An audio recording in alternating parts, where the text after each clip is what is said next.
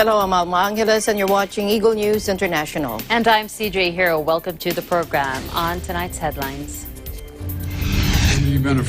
34 years after first seeking the job, Joe Biden will be sworn in as the 46th U.S. president on Wednesday. The 78-year-old president-elect earlier offered a tearful farewell to residents of his home state of Delaware.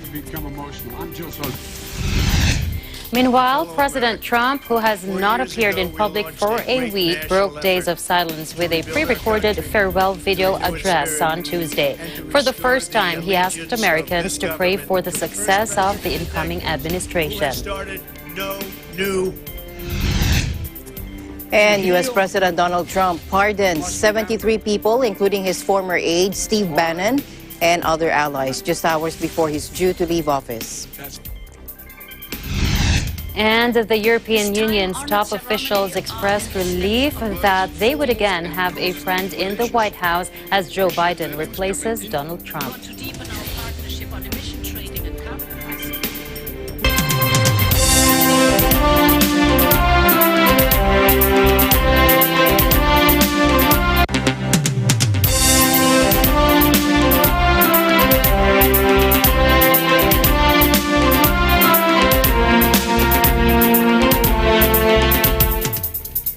34 years after first seeking the job, Joe Biden will be sworn in as the 46th U.S. president.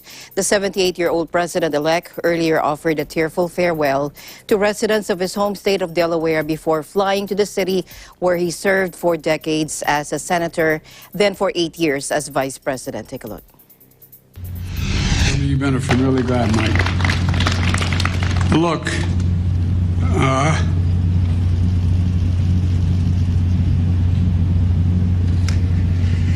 you know, it's kind of emotional for me. But look, you were with me my whole career, and through the good times and the bad. I want to thank you for everything. To my fellow Delawareans, on behalf of the entire Biden family that's here today, I want to express how much you mean to me and to every one of us.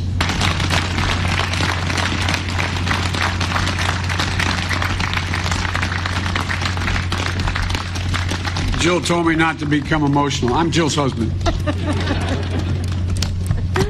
Rabbi, come here. Thank you.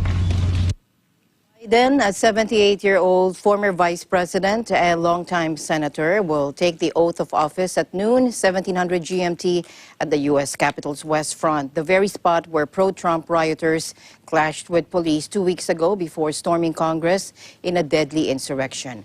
While a transition of power will occur much as it has for more than 2 centuries, this inauguration is unlike any other.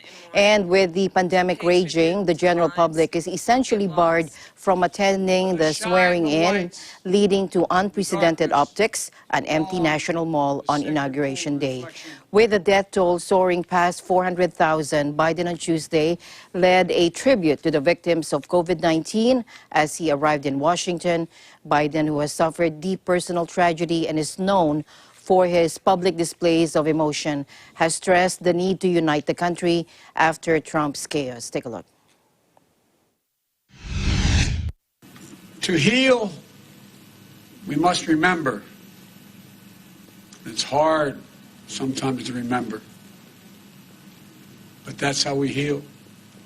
It's important to do that as a nation. That's why we're here today. Between sundown and dusk, let us shine the lights in the darkness along the sacred pool of reflection. Remember all whom we lost. Inauguration Eve is normally a time of massive crowds gathering in the Capitol, but Biden, joined by Vice President-elect Kamala Harris, was almost alone at the reflecting pool. On the mall's grassy expanse, some 200,000 flags have been planted to represent the absent crowds at the inauguration. Meanwhile, President Trump, who has not appeared in public for a week, broke days of silence with a pre-recorded farewell video address on Tuesday. For the first time, he asked Americans to pray for the success of the incoming administration, a change from months spent persuading his Republican followers that the Democrats cheated their way to election victory. Watch this. It's not. My fellow Americans, 4 years ago, we launched a great national effort to rebuild our country, to renew its spirit, and to restore the allegiance of this government to its citizens. In short, we embarked on a mission to make America great again for all Americans. As I conclude my term as the 45th President of the United States, I stand before you truly proud of what we have achieved together. We did what we came here to do, and so much more. This week, we inaugurate a new administration and pray for its success in keeping America safe and prosperous. We extend our best wishes, and we also want them to have luck, a very important word. I am especially proud to be the first president in decades who has started no new wars. All Americans were horrified by the assault on our Capitol. Political violence is an attack on everything we cherish as Americans. It can never be tolerated. Now more than ever, we must unify around our shared values and rise above the partisan rancor and forge our common destiny. At the center of this heritage is also a robust belief in free expression, free speech, and open debate. Only if we forget who we are and how we got here could we ever allow political censorship and blacklisting to take place in America. It's not even thinkable. Shutting down free and open debate violates our core values and most enduring traditions. Now, as I prepare to hand power over to a new administration at noon on Wednesday, I want you to know that the movement we started is only just beginning. There's never been anything like it. The belief that a nation must serve its citizens will not dwindle, but instead only grow stronger by the day.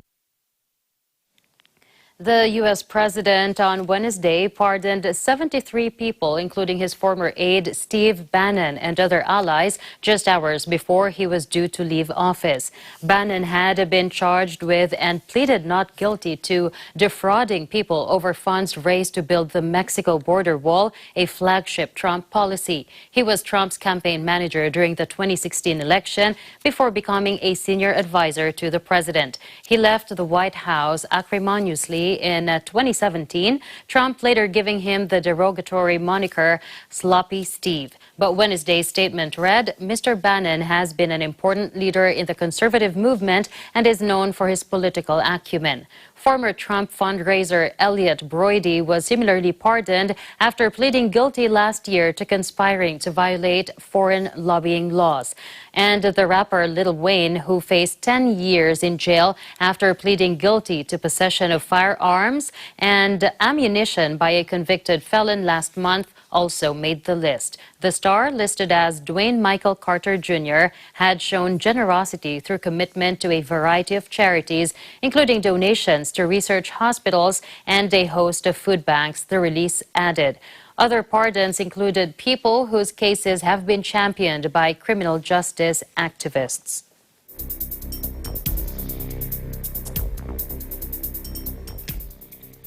In India, the residents of Tula Sendrapura in southern India, the ancestral village of Kamala Harris, say they are very happy as the U.S. Senator prepares to be inaugurated as the first woman Vice President of the United States. Take a look. இந்த கமலா ஹாரிஸ்ங்கிறவ எங்களுக்கெல்லாம் relation மாதிரி இந்த ஊருக்கு வந்து எங்களுக்கெல்லாம் ஒரு பதவி பிரமாணம் பெற்று துணை ஜனாதிபதியா வரத பத்தி எங்களுக்கு ரொம்ப பரம சந்தோஷம்.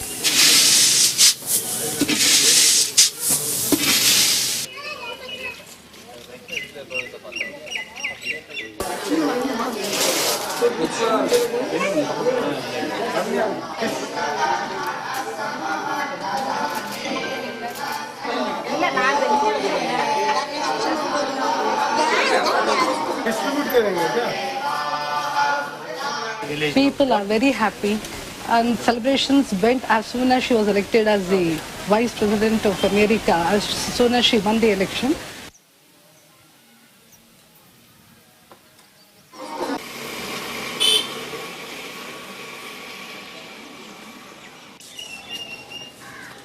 ಕ್ಯಾಲೆಂಡರ್ ಮೇಲೆ ಹೆಸರುಗಳಿದೆ ನೋಡಿ, ರವಿಚಂದ್ರನ್ ಅಂತ.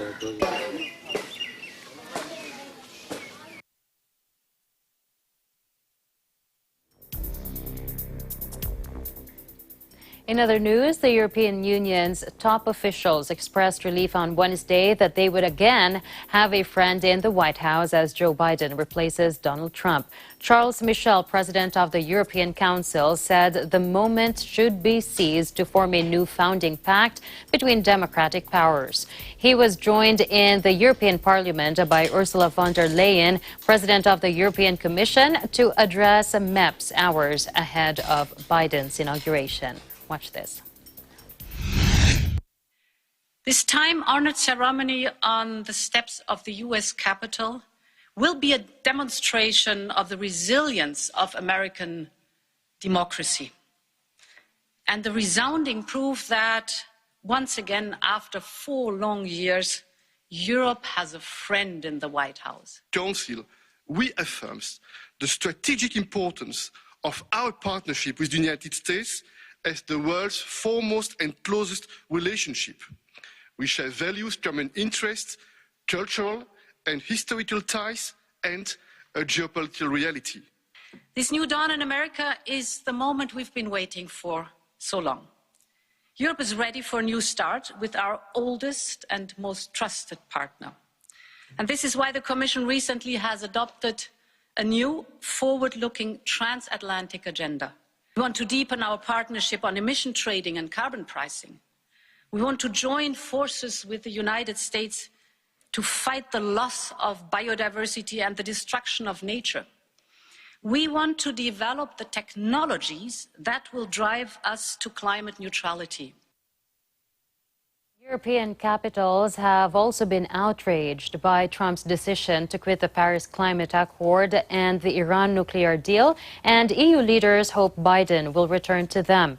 But some in Brussels also see parallels between Trump's rise and the success of populist authoritarianism in parts of Europe, and in this, a threat to transatlantic democracy. But Brussels' top official warned the fact that millions of Americans had voted for Trump and that some of them had rioted on his behalf on January 6 should serve as a warning.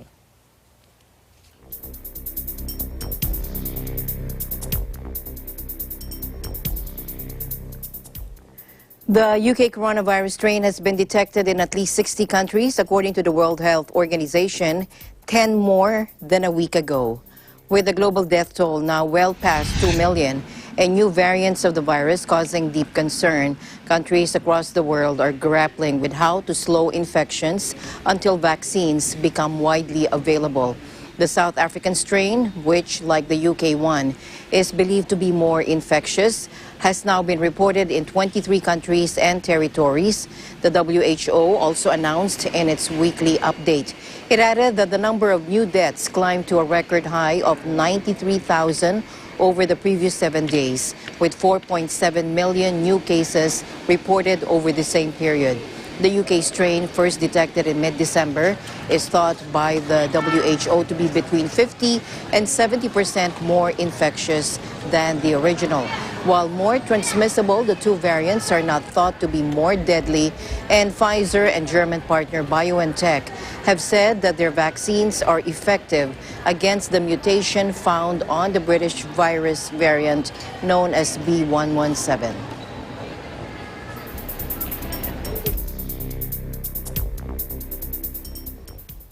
Meanwhile, more than 400,000 people have died from COVID-19 in the United States since the pandemic began, according to Johns Hopkins University on Tuesday, the eve of the presidential inauguration of Joe Biden, who has made the fight against the coronavirus a priority of his first term.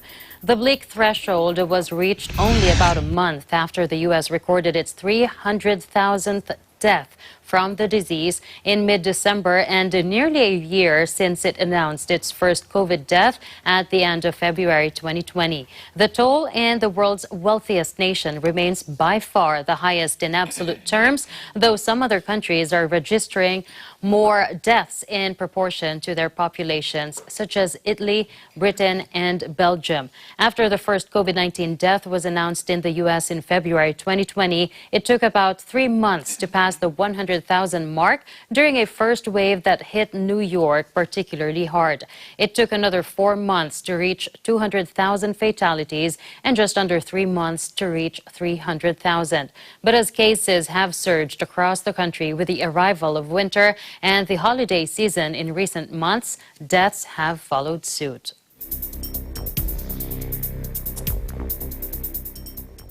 Meanwhile, the Empire State Building lights up as part of President-elect Joe Biden's memorial to the U.S. lives lost during the coronavirus pandemic. Take a look.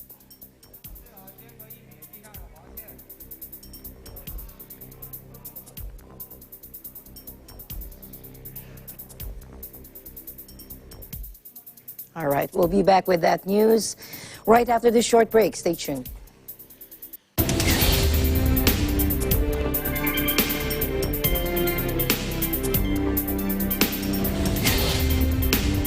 This portion is brought to you by Canriv Corporation, your ventilation and air conditioning specialist.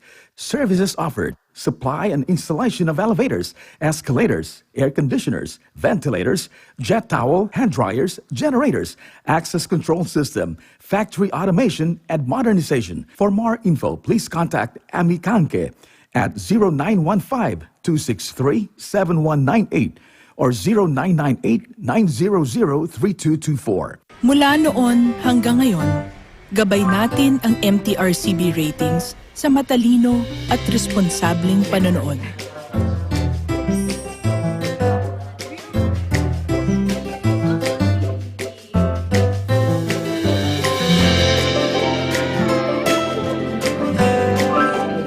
Sa tamang pagsunod sa MTRCB ratings, ginagawa nating ligtas at makabuluhan ang panonood ng bawat miyembro ng pamilyang Pilipino. Lumipas man ang panahon, hanggang may pamilyang Pilipino, andyan ang MTRCB.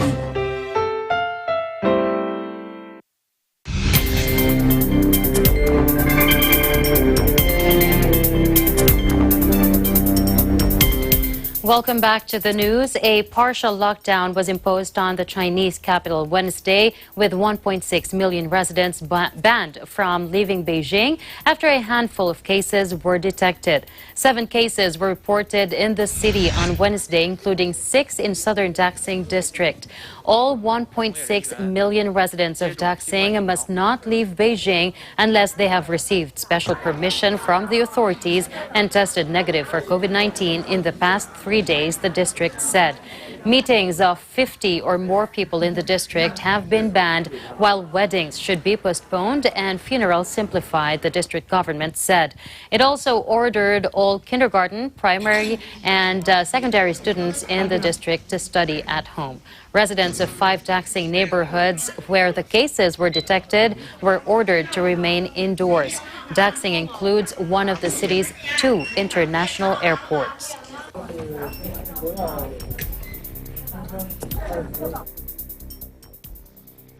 Mexican authorities are investigating the theft of several coronavirus vaccines from a public hospital, according to the Army, underscoring the challenges of distributing the shots across the crime-plagued country. Mexico, which has one of the world's highest COVID-19 death tolls, has deployed the military to guard the vaccines and prevent them from falling into criminals' hands. The Army said that the stolen vaccines were under the control of a public health institution in a hospital in central Morelos State, whose security is overseen by a private company. The Mexican government has promised to make vaccinations available free of charge across the country of almost 129 million people, a massive logistical challenge starting with frontline health workers.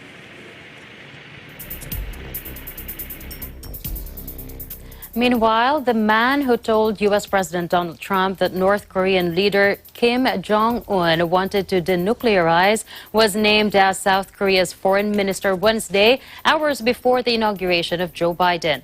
Former National Security Advisor Chung Wi-yong will be responsible for Seoul's relations with treaty ally Washington after replacing UN veteran Kang Kyung-hwa, who was Seoul's first female foreign minister when she was appointed in mid-2017.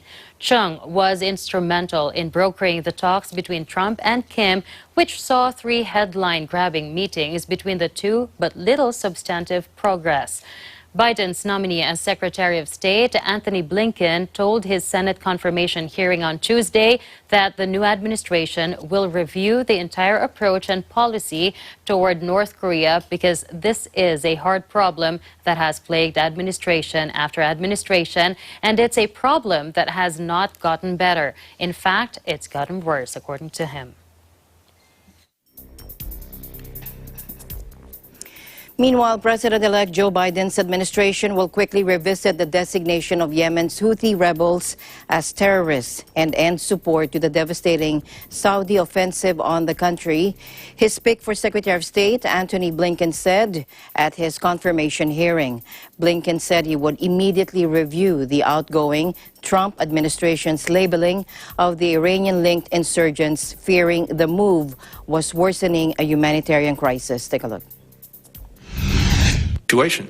And so my concern, deep concern about the designation that was made is that, at least on its surface, it seems to achieve nothing particularly practical in advancing the efforts against the Houthis and to bring them back to the negotiating table, while making it even more difficult than it already is to provide humanitarian assistance to people who desperately need it. They overthrew a government in Yemen. They engaged in a path of aggression through the country. They directed aggression toward Saudi Arabia. They've committed atrocities and human rights abuses, and that is a fact. What's also a fact, though, is that the Saudi-led campaign in Yemen to push back against the Houthi aggression has contributed to what is, by most accounts, the worst humanitarian situation that we face anywhere in the world. The United Nations and aid groups have warned that the terrorist designation risks worsening the plight of a country where millions depend on aid to survive. The designation took effect on Tuesday, with the Houthis warning that they would respond to any action against them. The designation is expected to halt many transactions with Houthi authorities, including bank transfers and payments to medical personnel and for food and fuel, due to fears of U.S. prosecution. Stefan Dujarric, spokesman for UN Secretary General Antonio Guterres, called on the U.S. to reverse the move.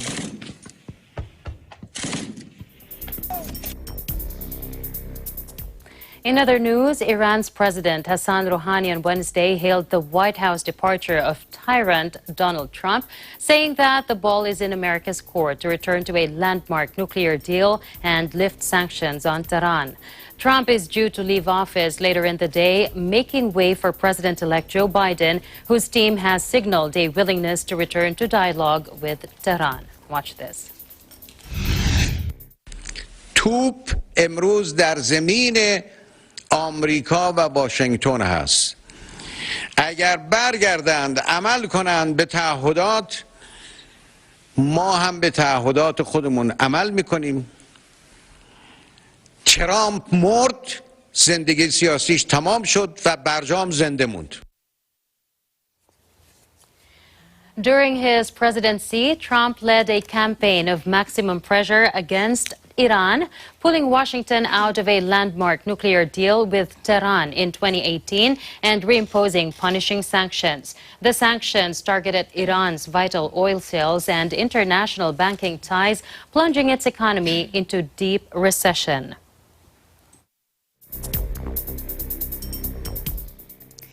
And the Empire State Building lights up as part of President-elect Joe Biden's memorial to the U.S. lives lost during the coronavirus pandemic. The building features a light show that mimics a red heartbeat, as more than 400,000 people have died from COVID-19 in the U.S. since the pandemic began. According to Johns Hopkins University, New York Governor Andrew Cuomo earlier accused the federal government of delivering insufficient doses, saying that by January 11, the state had only received 1 million doses for 4 million eligible people.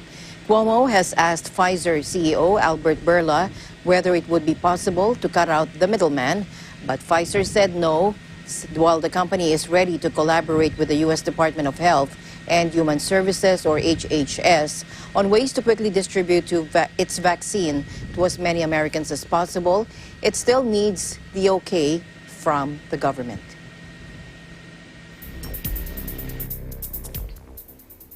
Now here in the Philippines, Defense Secretary Delfin Lorenzana clarified the end of the Department of National Defense Philippines in its agreement with UP, or the University of the Philippines, and appealed to the UP community to open its minds. He added that the DND has no intention of deploying the military or police within UP campuses or suppressing activist groups, academic freedom, and freedom of expression. Watch this.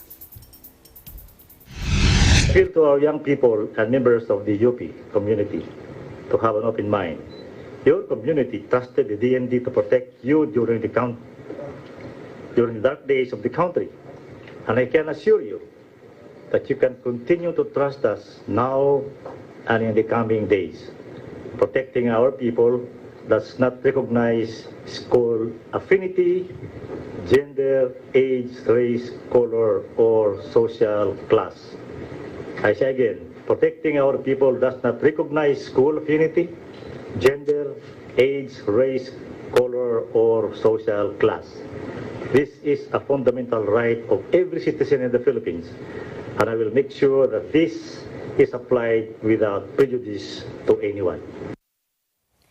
Earlier, Lorenzana terminated the DND-UP 1989 agreement that requires prior notice be given by the AFP, then Philippine Constabulary, or the Citizen Armed Force Geographical Unit, intending to conduct military or police operations in any of the UP campuses, to the university president, the chancellor of the constituent university, or the dean of the regional unit concerned, or their respective officers in charge in the event of their absence when the situation so warrants. Exceptions to the said requirement include hot pursuit cases and ordinary transit. In abrogating the agreement on January 15, Lorenzana called the arrangement obsolete. He also said the agreement was used by the Communist Party of the Philippines, New People's Army, or the CPP-NPA, to turn UP into a breeding ground of intransigent individuals and groups whose extremist beliefs have unveiled or inveigled students to join their ranks to fight against government.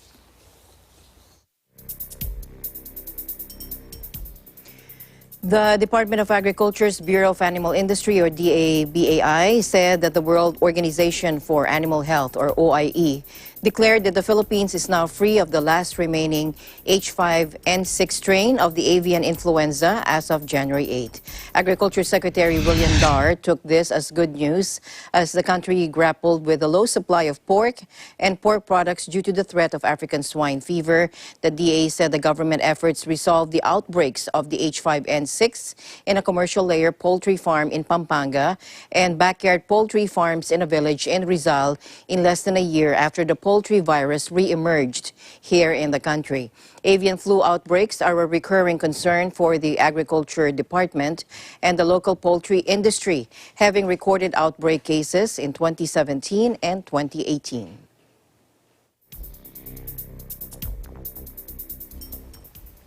In other news, rescuers are widening a communication shaft in the hope of extracting a group of Chinese gold miners who have been trapped deep underground for 10 days in rising flood waters, state media said Wednesday.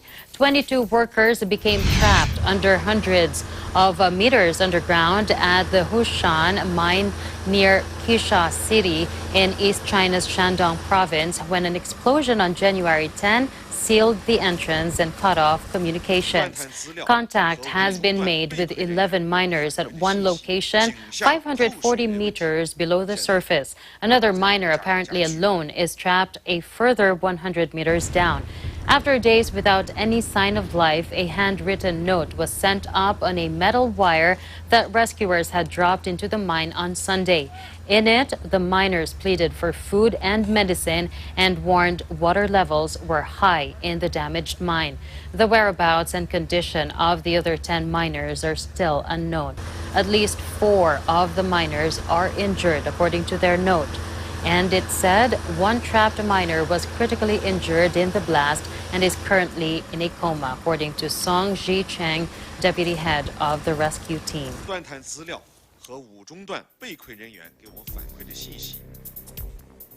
Meanwhile, Indonesian President Joko Widodo visited the search and rescue center for the country's most recent plane accident.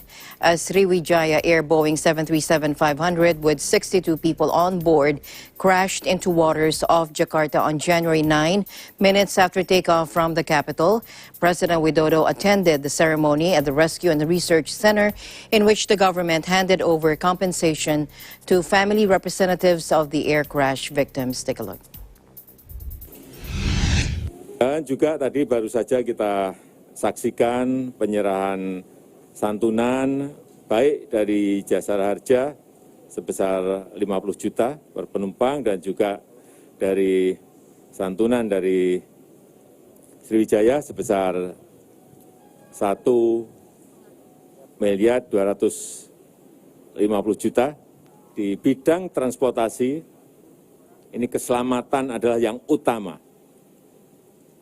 Oleh sebab itu, saya minta segera ditindaklanjuti baik oleh KNKT maupun oleh Perhubungan, terutama pemeriksaan dan pengawasan terhadap pesawat yang akan terbang demi keselamatan masyarakat, demi keselamatan penumpang. Indonesian investigators have successfully recovered data from the crashed passenger jet's flight recorder days after the plane with 62 people aboard slammed into the sea. The 26-year-old plane crashed just 4 minutes after setting off from Jakarta, bound for Pontianak City on Borneo Island. It's a 90-minute flight away. Authorities said the crew didn't declare an emergency or report technical problems with the plane before its dive, and that it was probably intact when it hit the water, citing a relatively small area where the wreckage was scattered. The crash probe was likely to take months, but a preliminary report was expected in a few weeks.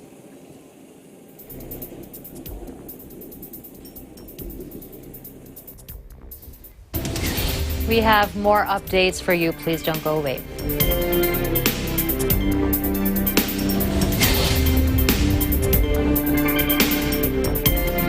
Innovation, digital disruption, globalization.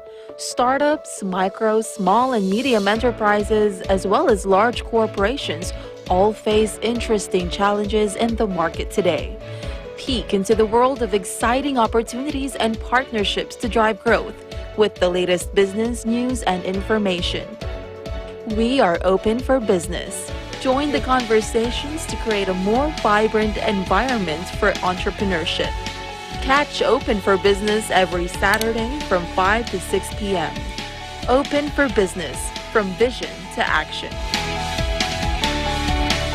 Hey there, Arnie Aquino here at Hatley Castle, one of the filming locations for the X-Men series. Don't forget to tune in to Digital Nest only on Net25.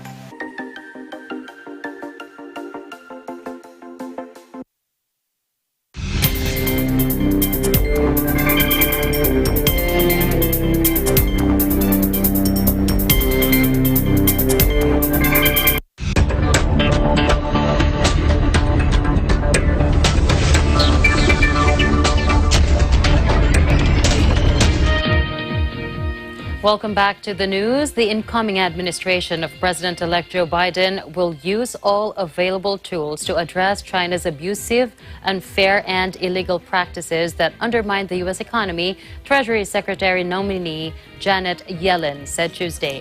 Responding to questions from the Senate Finance Committee at her confirmation hearing, Yellen said China has been undercutting American companies with a series of policies, including illegal subsidies, dumping of products, theft of intellectual property, and barriers to U.S. goods. Watch this.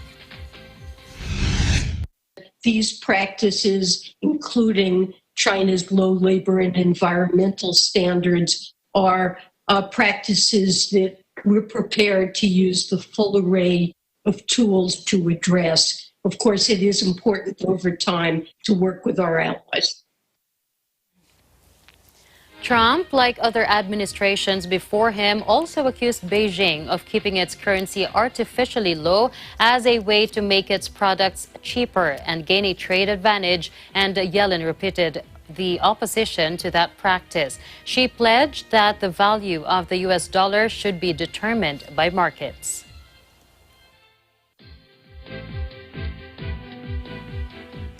In other business news, shares in internet giant Alibaba soared more than 8% after billionaire founder Jack Ma made his first public appearance since November, ending weeks of speculation about his whereabouts after the company took a clicking from Chinese regulators. Ma, one of Asia's richest people, with a fortune estimated at around $58 billion, disappeared from the public eye after he was hauled in front of regulators for an October speech critical of China's financial system. Shortly afterwards, the record-breaking $37 billion IPO of his financial group and was spiked at the last minute by mainland officials in a shock move that some saw as retaliation for Ma's outspokenness. The disappearance of Ma from the public eye set tongues wagging on his whereabouts.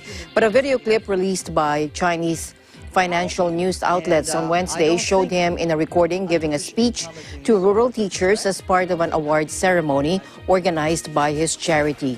Now, shares in Alibaba soared 8.5% to 265 Hong Kong dollars. In the speech, Ma praised China's poverty alleviation efforts, a central target of the communist leadership, and vowed to dedicate more efforts towards helping rural teachers.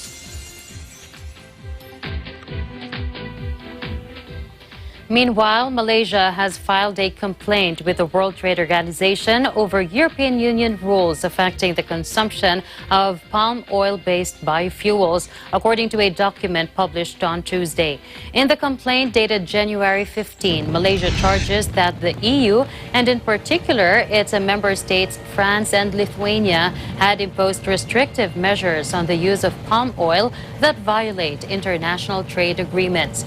The EU has embarked on a major plan committing member states to build a carbon-neutral economy by 2050, including by promoting the use of biofuels. But it has deemed that palm oil production is not sustainable, and palm oil-based biofuels cannot be counted towards EU renewable targets.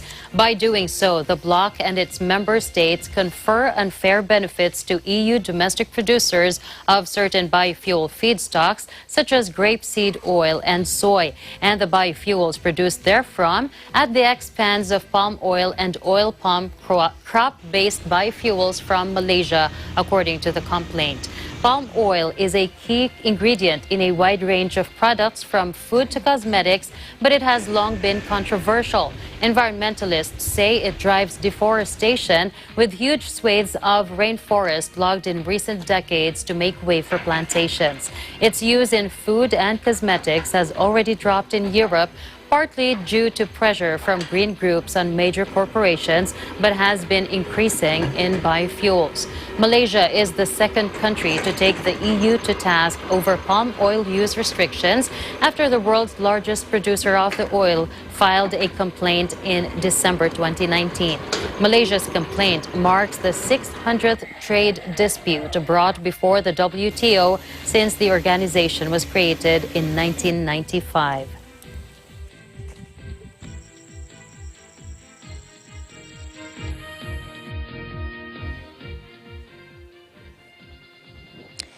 Okay, Olympics organizers are unwavering on holding the coronavirus-delayed games this year, but can't rule out staging it without spectators, according to Tokyo 2020 CEO Toshiro Muto. Let's take a look.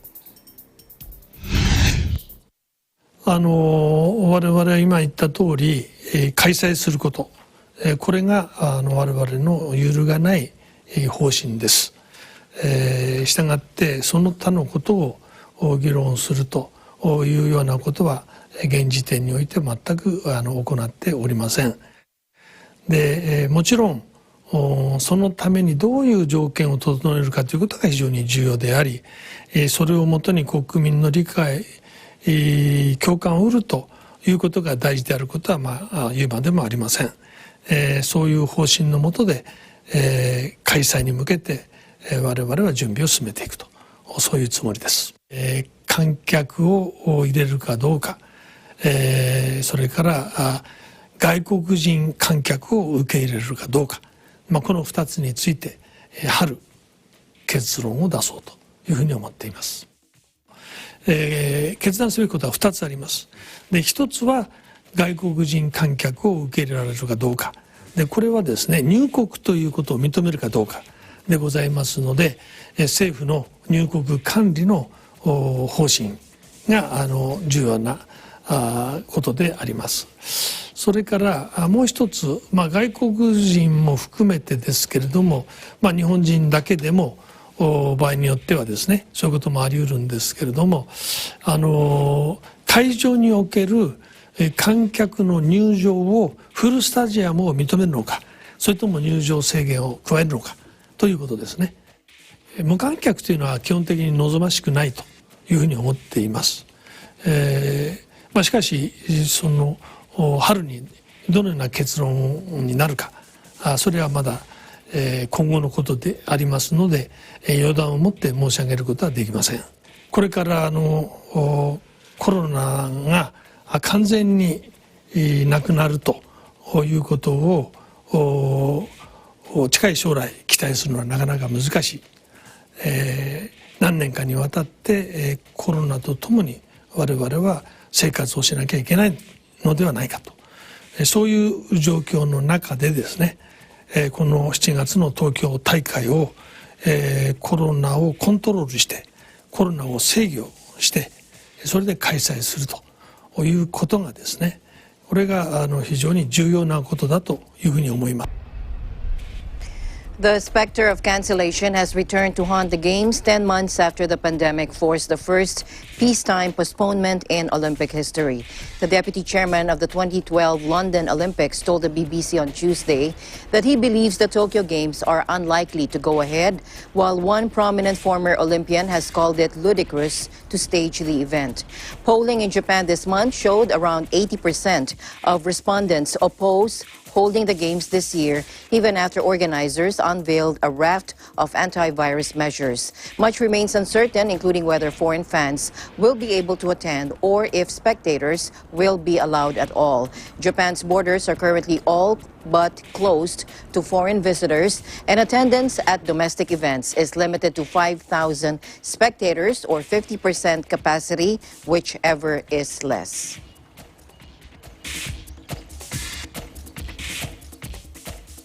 In other sports news, Indonesia's 7th seed badminton player Jonathan Christie has been knocked out of the Thailand Open in a mesmerizing high-intensity upset against India's Pranoy. Christie started out strong in the three-set marathon against the world number 28, claiming the first set 21-18 before Pranoy fired back in the second with 21-16. Both players showed flashes of brilliance and sloppiness in the topsy-turvy deciding set of high drama. Christie gave away 2 match points, and right at the tail end, Pranoy dislocated his left shoulder and needed medical attention. But within minutes, he marched back on court to win the game 23-21. Second seed Chu Tien Chen's match against Thailand's Supanyu Avihingsanan, who is ranked 45th in the world, was a walk in the park in comparison. The Taiwanese shuttler wrapped up the game in a leisurely 36 minutes, 21-16, 21-4.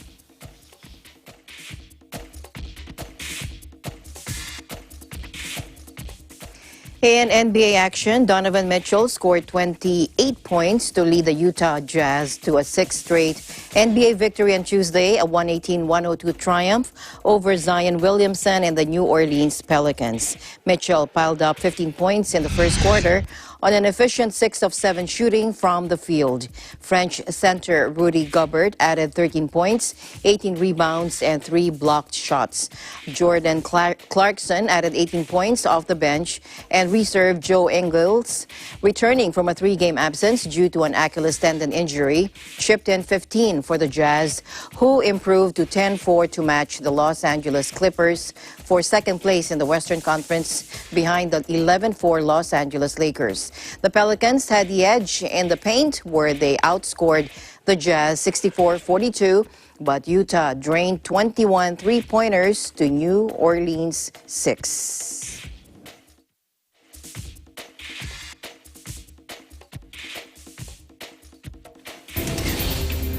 So quiet. I know it is, but you know, I actually appreciate that we have more games now happening around the world. Yes, even though with the pandemic. For everything to be back to normal. That's it for tonight's broadcast. Thank you so much for joining us. I am CJ Hero. We'll see you again tomorrow. And at the end of the day, there remains so much more to be grateful for. I'm Alma Angeles, and we live in interesting times.